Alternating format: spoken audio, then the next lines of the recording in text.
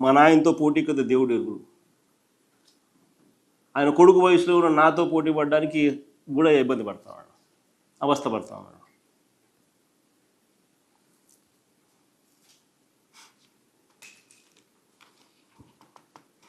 ఇంకా ఆశ్చర్యం ఏమిటి తెలుసా? ఇప్పుడు ఇంకా విచిత్రం, నిజంగా అన్నిటికన్నా విచిత్రం ఏమిటంటే, ఇప్పుడు ఆయన సర్వే చేయించే కార్యక్రమం ఏదైతే చేస్తూ ఉన్నాడో సర్వేరాలు లేవు.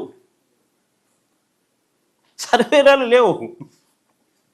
ఏ రాయి పడితే ఆ రాయి పెట్టుకోవడము, అదే సర్వే రాయి అని చెప్పి రేపు పొద్దున ఎవడైనా కానీ చూపించవచ్చు. సర్వేరాలు లేకుండా సర్వే చేయించే కార్యక్రమం చేస్తాను. ఎంత విచిత్రమైనవాడు, ఎంత విచిత్రమైనవాడు. సర్వేరాళ్ళు ఉండకపోతే సర్వే ఎలా జరుగుతుంది? ఏ రాయి పడితే ఆ రాయి నాటితే సర్వే చేసినట్టేనా?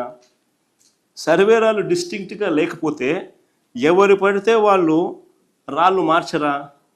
ఏ రాయి పడితే ఆ రాయి ఇదే సర్వే రాయి అని అనరా?